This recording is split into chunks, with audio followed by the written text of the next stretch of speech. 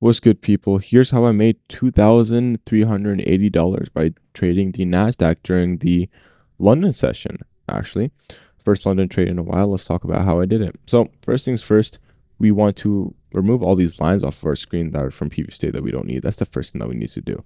The second thing that we need to do is identify what type of trend that we are currently sitting in. So, if we head on over to the hourly time frame, we have an hourly close breakup structure towards the bullish side. Okay, as you can see right here, this is our most recent swing high close bullish. 15-minute, same thing. 5-minute, same thing. Okay, so we came back down on this move right here to take out this fair value. We filled it completely. And what did we form off of that leg right there? Let me actually just remove these indicators as well. You don't really need to see all these. There's a lot of stuff on the screen that you don't really need to be looking at. You will be seeing that we have an insane displacement candle off of that. And what does that form? An SMT. Okay, so we head on over to the higher time frame. And what is our most recent high time frame inverse that we have right here? Well, it's on the 5-minute. Okay, on both ES and NQ, well, not NQ, but just on ES, we inversed the fair value gap. I know on holy pump. I know on NQ we didn't fully inverse it, but we did on ES, and that was honestly good enough for me. So that's exactly where I took my entry, right here. I set my stop right below the PJ rate that we took the inverse on, because if we did come back down, the furthest I would want to see us come down is into this order block, because we have liquidity resting right here, as you can see, and we form an order block off of that. So let's just say we did come down to like the CE. If we kind of break below the CE of that order block and into this range right here, I wouldn't want to see us moving it higher. I would like automatically assume that that's going to be more lows wanting to be taken. So I know you're probably wondering why I didn't take profit at these highs up here. And it's actually the exact same thing that happened 2 days ago. We had a trade that could have ran all the way to, I think it was, today's Thursday, right?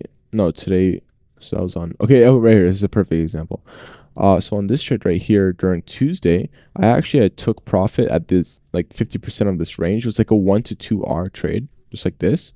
And I was literally saying to my Discord chat that I was live trading with, I could 100% run into London highs, which it did.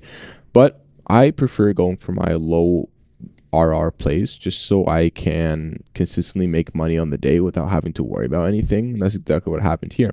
So my original target was this high right here, because if you take a look on ES, it's, you know, a prominent swing high, and it runs right into this order block. If you drag from this point of liquidity all the way up until here, the leg that took the liquidity sweep at this order block resting right here, I don't really want to see break above, and that's kind of what happened. And I know you're wondering, well, yo, extra, you took profit on these highs right here, not these highs up here. And the reason being is, you see this little sort of bearish candle right here. I didn't like how that, you know, bearish candle closed. I was also assuming that we had multiple relatively equal highs right here. It was originally, as you can see on ES, it was originally my break-even point, but I actually had gone ahead and took profit there, right? Because for me, like, I'm not even supposed to be trading like London session. It's not that I'm like not supposed to be. My model works great on it. I actually have a student. I literally pinged him in the Discord. I was asking him if he took this exact trade, because I have a student who uses my model just for the London session, and I've been reading through his journal, and it's literally the exact same thing. So I just replicated it like him. But for me, like, I'm still obviously going to be trading tomorrow, or actually in a couple hours, so I'm going to have to get to sleep pretty soon. But I just want to secure my profits, build myself a little bit of a buffer for tomorrow, and, you know, consistently make my bread in the day. I'll gladly go for my 1-to-1s or 1-to-2s if it means that I'm going to be consistently making money. It's just more convenient for me, less stress, and I can sleep better. Imagine if I have to go to sleep in, like, you know, literally 5 minutes, and I'm just fucking targeting the other side of the world. I'm like, oh, what if it doesn't hit? Should I trail my stop? Should I do this? No, bro, fuck all that. Fuck all that. Fuck all that. I don't have time for that. I don't want to have time for that, and I don't want to put my mind to that shit. So it's just a big stressor for me. And here's how you handle this type of stress. I'm about to show you guys something. You see this right here? I low key clickbaited you guys with the title. I should have made 2.3K, but my copy trader wasn't set up properly. I actually didn't tag all my accounts to follow. I only made $340. And I know what you're thinking. Oh wow, big volume spike extra. Why aren't you chasing these longs? Blah blah blah. Because I've been through it. I've done that. I've done that stuff before, and it's never worth it. It never ends good. It stresses you out, and I'm not gonna be able to sleep at night. I still made money. You guys need to understand that I still made money. Even if it's a little bit of money, I still made money. So what if all the accounts didn't copy trade? I'm not even supposed to be trading the wellness session. I just hopped on. I literally was on my phone on the toilet. I saw the setup. I was like, yo, shit. And I just ran to my computer and literally got in on time. So, I still made money. It doesn't matter. And even if I took a loss, let's just say I did take a loss on this, I wouldn't have lost a lot of money. You know what I mean? So there's a bright side to that as well. But that's, pretty much how I caught this trade right here. It's a very simple setup. This is one of the most simple setups that you could possibly have. And, by the way, another big reason too that I didn't expect us to run all the way to London highs is because usually what happens during the London session is that we create manipulation. Okay.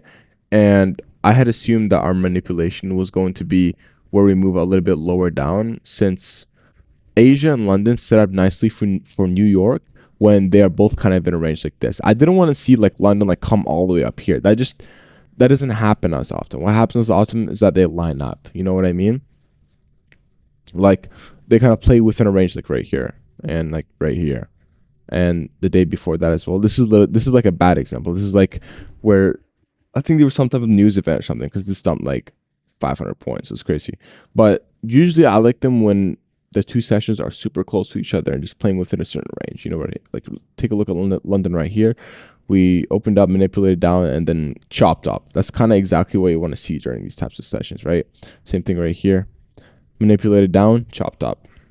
I kind of expected the exact same thing to happen during London. I expected us to, manipulate down and then just chop up. I did not expect us to have a volume blast where we created new London highs. That being said, that's how I made $300 in the day. Sorry for the clickbait, and I'm going to be trading New York session tomorrow. I also have won all my trades this week. I didn't post any trade recaps on those just because I've been focused on other things. But if you're in the Discord, if you're in the Instagram, you'll see them.